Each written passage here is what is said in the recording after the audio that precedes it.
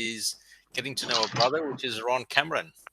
And again, without further ado, I'll hand over to Ron. Yeah, thank you very much indeed. What I hope that what I have to say will be interesting, and I promise it won't be very long. But in sharing with you what I want to do, tonight is certainly not to bore you with a whole lot of boring stuff. I visited a lodge up in Sydney with my father some years back, and a Grand Lodge officer, in fact, he had been the Grand Director of Ceremonies. He actually gave a talk on Freemasonry abroad, and he went on and on and on for over an hour.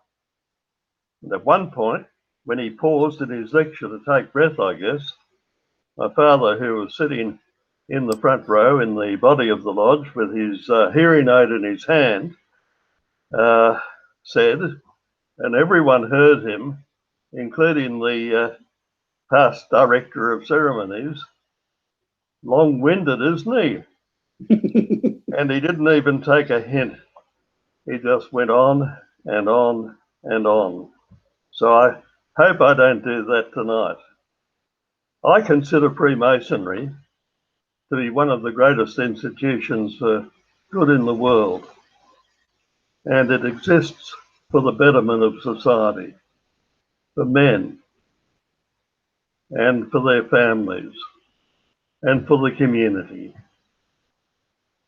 The first phase of my Masonic journey began with my initiation in 1955 in my mother lodge in Sydney, Lodge Commonwealth, because that's where I lived in those days. My brother, my father-in-law, and brother-in-law were all members. I should have been a Lewis because my two elder brothers were Lewises. That's when you join at the age of 18, which was a privilege in days gone by. Like my brothers, I should have joined. But in college, I listened to bad advice from one of my teachers who advised me against joining on the basis of his perceived view of what Freemasonry teaches. That's all about the church, particularly more fundamentalist denominations with regard to Freemasonry. Following college, my ordination, I was appointed to Port Kembla, where I began thinking about joining once again. And thankfully, at Port Kembla, I found myself as a member of the Ministers' Fraternal. I was relatively young and single, and the other clergy were older and in many ways rather fatherly and looked after my interests. But two in particular, they were Freemasons. One was the Anglican priest, and his name was Harry Chichiko, and he became a Grand Chaplain of the Grand Lodge of New South Wales for a number of years. The other was a Presbyterian minister by the name of Len Williams. Len Williams became a very, very close and personal friend. I talked to him about the idea of joining and asked him what his opinion was, what his views were. And he said when he first came to Port Kembla, which was some years previous, he found that half the men in the congregation were Freemasons. Rather than try to beat them, he decided that the best idea was to join them. And Len said that he had never found anything in Freemasonry that was in conflict with his faith.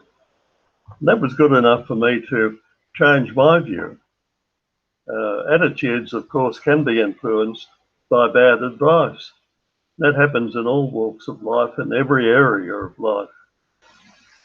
But good advice, of course, comes from those that are in a position to give it. And you know people that you can trust.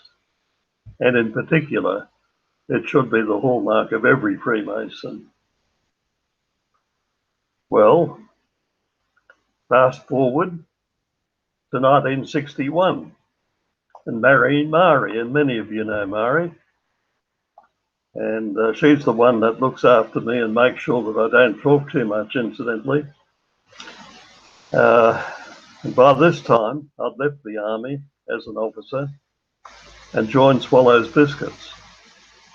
I was fortunate to have a great boss who later I was able to propose into Freemasonry. He gave me the opportunity and encouragement to move ahead in the company, which in turn resulted in being promoted to head office at Swallows in Port Melbourne. And just as an aside, many of the management team of Swallow and Ariel, were Freemasons. I don't think it really meant very much in terms of getting on in the company. In fact, perhaps the reverse if one made a point of identifying oneself. And Joel, just as an aside, one of the ways in which, I think it's a New South Wales thing mainly, that fellows would identify themselves casually, and perhaps could be appropriate online, is to ask the question, how old is your grandmother? And if you want to know how old my grandmother is, well, Richmond Lodge's number is 89. So that's the answer. It's a good question. Quite an innocent one, I suppose, in many respects, but it is revealing. So, Ron, if I could just ask, is Richmond Lodge your mother lodge or your grandmother lodge? My mother lodge was Lodge Commonwealth in Sydney, and that was the family lodge where my father, elder brother, my father-in-law, the brother-in-law were all members. And it was from there that I ultimately moved to Melbourne by way of a promotion as far as work was concerned with Swallows. And it was Alex Mansfield, brethren of Richmond Lodge would remember with affection, our dear and really greatly respected Freemason, Alex. He's just one of the tremendous people that you meet occasionally. And Alex was the person that identified me as a Freemason. I won't go into all of that other than to say that the next thing that happened was that I was attending the Lodge of Precision that used to meet at Fairfield. And the Fairfield Temple was one of the most disgraceful, run-down, dreadful Masonic centres that in the jurisdiction, I would suspect. It was a real shocker. And anyone that has complaints about the Masonic Centre really not being up to scratch would need to have been around when Fairfield was on the go. But what a privilege it is to have a centre like Box Hill. Anyway, thus began the second phase of my Masonic journey. And that's when I affiliated with Precision. And with the passage of time, served as Worshipful Master in 1971. I had Grand Lodge conferral in 1981. Precision amalgamated with Lombard. And I served again as Worshipful Master in 1998. That lodge closed. And 9 former members of Precision found a new home in Richmond Lodge. And that was absolutely tremendous. Moving across to Richmond, because Richmond has a special quality about it. Every lodge does, of course, but for us, members of former members of Precision in particular, found that we had a particular affinity with Richmond, knowing a number of the members, and that all helped. Well, in summary, you'll be pleased to know that I'm going to conclude these few remarks with saying a little bit more about Alex Mansfield.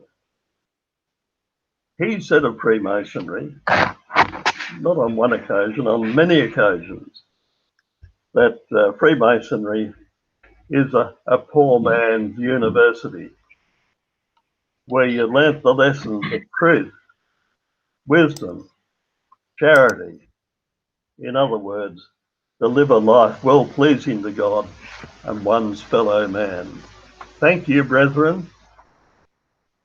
I don't know that you've got a question, but that's my story. Thank you very much, Sid and Matt. Thank you very much, Ron. That was quite enlightening, actually. And this person, Mansfield, he was part of Richmond Lodge, was he? Oh, absolutely. Ask Mansfield. Okay. ask Paul. Paul would be a good person to ask. Well, let's wait for Ian's talk next week. He might have a few bits and pieces about Alex back then.